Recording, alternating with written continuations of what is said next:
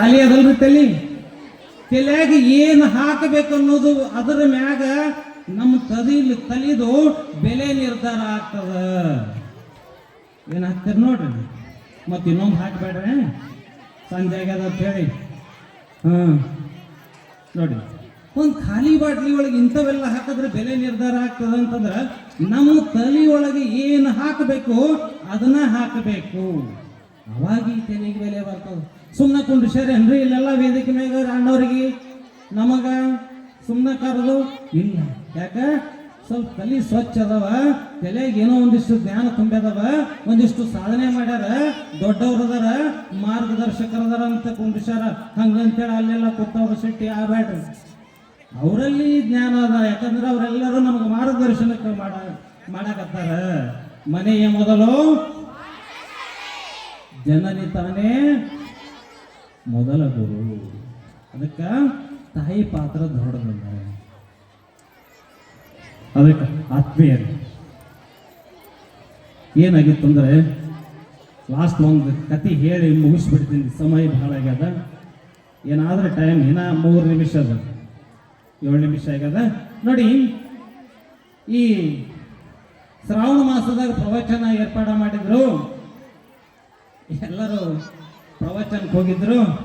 ಹಿಂಗ ಒಬ್ಬ ರೈತ ಹೋಗ್ತಾ ಇದ್ದ. ಏನ್ ನಡೆದು ತಮ್ಮ ಸಾಲ್ಯಾಗ್ರೆ ಪ್ರವಚನ ನಡೆದ್ರಿ. ಯಾರು ಹೋದ?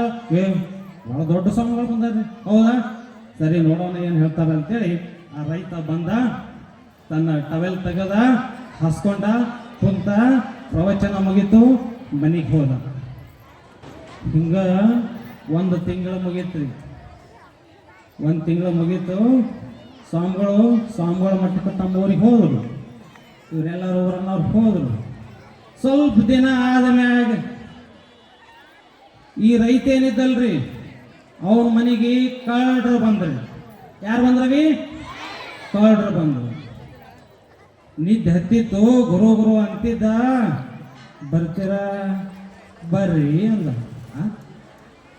ಇವ ಯಾವ ಕಳ್ರಿಗೆ ಬರ್ರಿ ಅಲ್ಲಾಗತ್ತಾನಲ್ಲ, ಬರ್ತೀರಾ ಬರ್ರಿ ಅಂದ. ನೋಡೇನಂತೇಳಿ ಸಣ್ಣಗೆ ಕುಂಡ್ರಿತೀರ ಕುಂಡ್ರಿ ಅಂದ. ಪಕ್ಕ ನೋಡೇನ್ಲಿ ಅಪ್ಪ ಇವ ನಮಗೆ, ಇನ್ನೇನು ಬಿಡೋದಿಲ್ಲ, ಸ್ಕೆಚ್ ಹಾಕ್ಯಾನ ಅಂಥೇಳಿ ಹೋಗಾಕ ತಯಾರಾಗಿದ್ರು. ಹೋಗ್ತೀರಾ? ಹೋಗಿ ಅಂದ. ಬೇಡ ಅಂತೇಳಿ ಕಿತ್ಕೊಂಡು ಹೋಗ್ಬಿಟ್ಟು. ಏನಿದ್ರು 3 ಮಾತಿನ ಅರ್ಥ ಅಂದ್ರ, ಆ ರೈತ ಇಡೀ ತಿಂಗಳ ಕಾಲ ಪ್ರವಚನದಾಗ 3 ಮಾತು ನೆನಪಿಟ್ಟಿದ್ದ. ಏನ್ರ ಕೊರಿ ಸ್ವಾಮಿಗಳು ಹೇಳಿರು. ಏನ್ ಹೇಳಿರು? ಯಾರ ಬೀಗರು ಬಂದ್ರ ಬರ್ರಿ ಅನ್ರಿ, ಕುಂಡ್ರಿ ಅನ್ರಿ, ಆಹಾರ ತಗೋರಿ, ಪ್ರಸಾದ ತಗೋರಿ, ಪಾನಿ ತಗೋರಿ ಅಂತನ್ರಿ. ಆಮೇಲೆ ಚಂದಗೆ ಬೀಳ್ಕೊಡ್ರಿ ಅಂತ ಹೇಳಿದ್ದ. 3 ಮಾತ ಏನ್ ಮಾಡಿದ್ರಿ? ರೈತನ ಸಂಪತ್ತು ಉಳಿಸ್ತು. ಎಷ್ಟು ಸಂಪತ್ತು ಉಳಿಸ್ತಾ ರೈತನ. ಹಂಗ ನಮ್ಮ ಮಕ್ಕಳಿಗೆ ನಮ್ಮ ಶಿಕ್ಷಕರಾಗಲೇ ಬಹಳ ಚಂದ ಹೇಳಿದ್ರು. 17 ಮಂದಿ ಶಿಕ್ಷಕರು ನೋಡಿ, ಪ್ರತಿಯೊಂದು ಶಬ್ದಗಳನ್ನು ಹೇಳಿರ್ತಾರೆ. 100 ಮಾತು, ಬರೇ 3 ಅಲ್ಲ, 100 ಮಾತು, 1000 ಮಾತು, 1,00,000 ಮಾತು. ಆ 1,00,000 ಮಾತು ನಮ್ಮ ತಲೆಗೆ ಇಟ್ಕೊಂಡ್ರೆ ನಮ್ಮ ಸಂಪತ್ತು ಎಷ್ಟು ಆಗ್ತದೆ ವಿಚಾರ ಮಾಡ್ರಲ್ಲ. ಅದಕ್ಕೆ ನಮ್ಮ ಅಜ್ಜ ಒಂದು ಮಾತು ಹೇಳ್ತಿದ್ದ. ಏನ್ ಹೇಳ್ತಿದ್ದ? ನಿನ್ನ ಬಳಿ ರೊಕ್ಕಿದ್ರ ಯಾರ ಹೊಡೆದ ಕಸಗೋತಾರ. ಅದಕ್ಕೆ ಕಸಗೊಳ್ಳುವಂಥದ್ದು ಗಳಿಸಬೇಡ, ಮತ್ತೆಂಥದ್ದು ಗಳಿಸ್ಬೇಕು? ನೀನ ಅವರಿಗೆ ಕೊಟ್ಟು ಕಳಿಸ್ಬೇಕು, ಅಂಥದ್ದು ಗಳಿಸ ಅಂದ. ಹಂಗಂದ್ರೆ ಏನು ಮುತ್ಯ ನನಗೆ ಅರ್ಥ ಆಗೋದಿಲ್ಲ ಅಂದ ನಾನು. ಜ್ಞಾನ ಅಂತಾರಲ್ರಿ, ಜ್ಞಾನದ ಸಂಪತ್ತು ಗಳಿಸ್ರಿ, ನೀವು ಅವರಿಗೆ ಕೊಟ್ಟು ಕಳಿಸ್ಬೋದು ಅಂತಂತಿದ್ದ.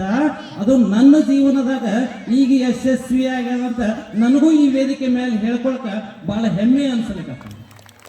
ಯಾಕೆ ಹೆಮ್ಮೆ ಅನ್ಸಲಿಕತ್ತಂದ್ರೆ, ಇವತ್ತು ಸಾವಿರಾರು ವಿದ್ಯಾರ್ಥಿಗಳು ನಿರಂತರವಾಗಿ ಪಾಠ ಮಾಡುವಂಥ ಅವಕಾಶ ಆ ಸಿದ್ಧಲಿಂಗ ಮಹಾರಾಜ ನನಗೆ ಒದಗಿಸಿಕೊಟ್ಟನಲ್ಲ, ಇದಕ್ಕಿಂತ ಸೌಭಾಗ್ಯ ಇನ್ನೇನು ಬೇಕು ನನಗೆ?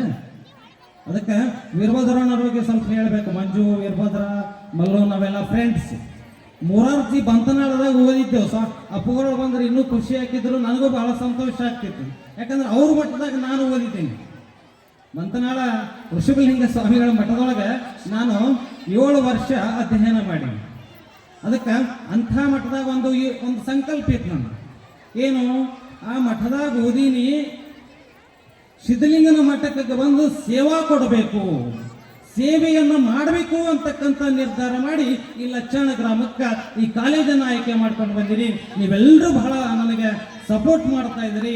ಇನ್ನೂ ಹೆಚ್ಚು ಸಪೋರ್ಟ್ ಮಾಡಿದ್ರೆ ಈ ಗ್ರಾಮವನ್ನು, ಈ ಕಾಲೇಜನ್ನು, ಈ ಮಕ್ಕಳನ್ನು ಒಳ್ಳೆಯ ಸಂಸ್ಕಾರಯುತವನ್ನಾಗಿ ಕಾಲೇಜನ್ನು ಇನ್ನೂ ಎತ್ತರಕ್ಕೆ ಒಯ್ಯುವಂಥ ಶಕ್ತಿಯ ಭಗವಂತ ನನಗೂ ಕೊಡಲಿ. ನಿಮ್ಮೆಲ್ಲರ ಕರುಣೆ, ನಿಮ್ಮೆಲ್ಲರ ಆಶೀರ್ವಾದ, ನಿಮ್ಮೆಲ್ಲರ ಮಾರ್ಗದರ್ಶನ ನನ್ನ ಮೇಲೆ ಇರಲಿ ಅಂತಕ್ಕಂಥ ಭಾವವನ್ನು ಹೇಳ್ತಾ ಮಾತನಾಡಲಿಕ್ಕೆ ಅವಕಾಶ ಮಾಡಿಕೊಟ್ಟಂಥ ಆಯೋಜಕರಿಗೆ ಎಲ್ಲರಿಗೂ ಮತ್ತೊಮ್ಮೆ ಮಗದೊಮ್ಮೆ ಧನ್ಯವಾದಗಳನ್ನು ಅರ್ಪಿಸುತ್ತಾ ನನ್ನ